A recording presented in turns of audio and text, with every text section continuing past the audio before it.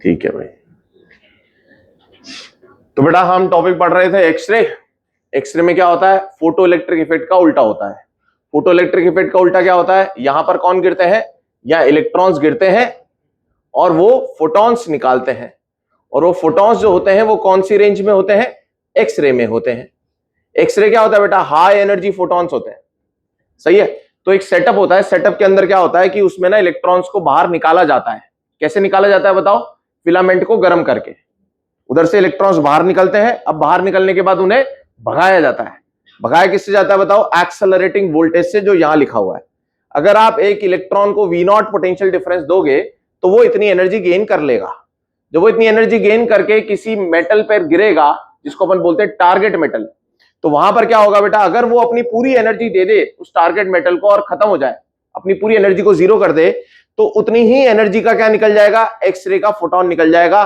तो यहां मैक्सिमम इसलिए लिखा है क्योंकि उस इलेक्ट्रॉन ने अपनी पूरी एनर्जी दे दी। तो अगर ये न्यू मैक्सिमम है तो यहां पर लैम्डा मिनिमम है। यहां से अगर आप इन दोनों कंपेयर करोगे तो लैम्डा मिनिमम ये आ जाएगा और आप इसको इजीली कैलकुलेट कर सकते हो। अगर आपको V0 गिवन है तो 12400 अपॉन V0 की वैल्यू यहां पुट कर दो, एंगस्ट्रॉम के अंदर आंसर आ जाएगा। इसको बोलते हैं अपन कंटिन्यूअस एक्सरे। इसका ग्राफ कुछ ऐसा बनता है, ये बीच में मैंने कैरेक्टरिस्टिक एक्सरे का बना रखा है, इसका सिर्फ ऐसा प्लेन बनता है। कंटिन्यूअस क्यों बोलते हैं, क्योंकि मान लो 40 इलेक्ट्रॉन जा रहे हैं, 40 में से एक इलेक्ट्रॉन ऐसा होगा जो अपनी पूरी एनर्जी देता है, एक इलेक्ट्रॉन ऐसा होगा जो अपनी 99% एनर्जी देता है, एक इलेक्ट्रॉन ऐसा होगा जो 80% एनर्जी देता है, एक इलेक्ट्रॉन ऐसा होगा जो 20% देता है। डिपेंडिंग ऑन दैट अलग अलग फ्रीक्वेंसी के फोटॉन्स निकलेंगे, तो हर लैम्डा मुझे यहां पर मिलेगा।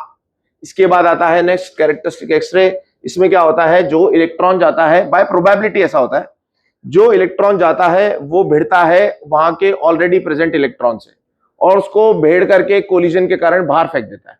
तो अगर मान लो फर्स्ट शेल का इलेक्ट्रॉन बाहर निकला तो वो हो गया के शेल। अब इस फर्स्ट शेल का इलेक्ट्रॉन जो निकला वो यहां पर क्या बना दिया, खाली जगह। तो इसको भरने के लिए कौन आएगा, कोई ऊपर से आएगा। अगर वो एल से ही आ जाए तो उसको बोलते हैं अपन के अल्फा, अगर वो एम शेल से आए तो उसको बोलेंगे के बीटा।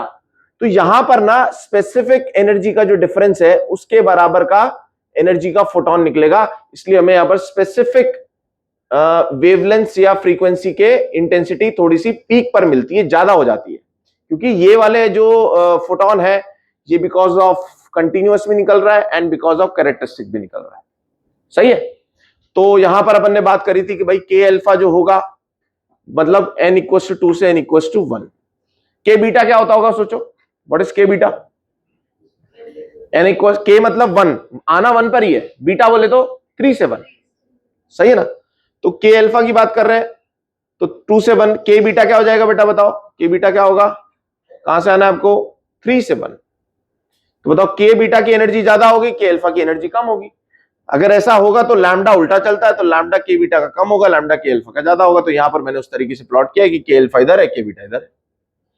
सही है ना। इंटेंसिटी इसकी ज्यादा क्यों मिल रही है बताओ, इसकी ज्यादा इंटेंसिटी क्यों मिल रही है, इसकी इंटेंसिटी ज्यादा क्यों मिल रही है, क्योंकि अगर यहां का इलेक्ट्रॉन जाएगा तो ज्यादा प्रोबेबिलिटी यहां वाले के यहां ने की है ना भाई, समझ में आ रहा है क्या। तो ये वाले फोटॉन्स आपको ज्यादा मिलेंगे, संख्या ज्यादा मिलेगी। दूसरी बात, ये बात हमने यहां पर खत्म कर दी। अब यहां पर ये बात बोली थी किसी बच्चे ने कि सर ये क्यों दे रहा है, ये अपनी एनर्जी इसको क्यों फोटॉन में कन्वर्ट हो रहा है ये, क्योंकि बेटा यहां पर होती है ब्रेकिंग। क्या बोलते हैं इसे, ब्रेकिंग। ब्रेकिंग मतलब क्या, रिटार्ड होता है इलेक्ट्रॉन। इसको ब्रेनस्टेलिंग इफेक्ट भी बोलते हैं और ब्रेकिंग भी बोलते हैं। ठीक है। तो रिटार्ड होता है तो वो अपनी एनर्जी को दे देता है और दे देता है वो किस में बदल जाती है, फोटॉन में बदल जाती है। अब यहां पर नेक्स्ट आए थे मोजलेस लॉ पे। मोजलेस लॉ आप केमिस्ट्री के अंदर पढ़ते हो, वो ये है, ये फ्रीक्वेंसी है, ये ए कोई कांस्टेंट है, बी कुछ कांस्टेंट है, इसको स्क्रीनिंग कांस्टेंट बोलते हैं। तो मोजले ने क्या करा, फॉर के अल्फा ऐसे ग्राफ प्लॉट करे, उन्होंने ये देखा कि ये ऐसा ग्राफ मिल रहा है जिसका स्लोप हो रहा है ए, इसको आप स्ट्रेट लाइन इक्वेशन से समझ सकते हैं, और ये आ रहा है बी। सही है। फिर अपन ने बात करी ये सर ये क्या है, कहां से आता है, तो हमने बोला सर ये देखो हमने बोर्स मॉडल के लिए पढ़ा था, है ना, एच न्यू बराबर एच सी बाय लैम्डा, वो जो रिलीज होता है ऊपर से नीचे आता है तो इतनी एनर्जी रिलीज होती है, वो फोटॉन के टर्म्स में होती है। तो यहां से जो न्यू आ गया फॉर के अल्फा, ये आ गया 1 - 1/4। ये सारी कहानी करने के बाद यहां पर देखो बेटा ये बन गया आपका ए, और आप देख पा रहे हो कि जो हमने z की वैल्यू है ना, z की जगह z-1 पुट किया है।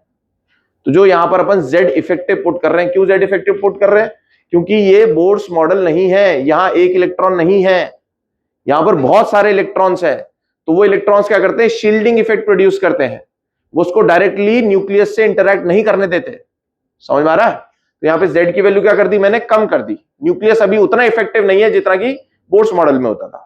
तो आप हमेशा B की वैल्यू अगर आपको पुट करनी रहे तो आप हमेशा 1 पुट करना, सिंपल सी बात है भाई। Screening constant B equals to 1। यहां पर मैंने आपको बताया क्या कि भैया अगर I0 इंटेंसिटी की एक्सरे गिरती है तो बाहर कुछ एब्जॉर्ब हो जाती है और कुछ बाहर निकल जाती है। वो डिपेंड करता है कि ये चौड़ाई कितनी है जिससे वो निकल रही है। सही है? एक मोटे आदमी का एक्सरे हो रहा है, एक पतले आदमी का एक्सरे हो रहा है, सही है ना? तो मोटा आदमी ज्यादा चौड़ा होगा और पतला आदमी कम चौड़ा होगा। तो उसके लिए ये फॉर्मूला हमारे पास। यहां पे हमने देखा म्यू क्या है, एब्जॉर्प्शन कोएफिशिएंट। अगर ये ज्यादा होगा तो ज्यादा एब्जॉर्ब हो जाएगा, निकलेगा कम। अगर एक्स भी ज्यादा होगा तो ज्यादा एब्जॉर्ब हो जाएगा, निकलेगा कम। समझ में आ गई बात?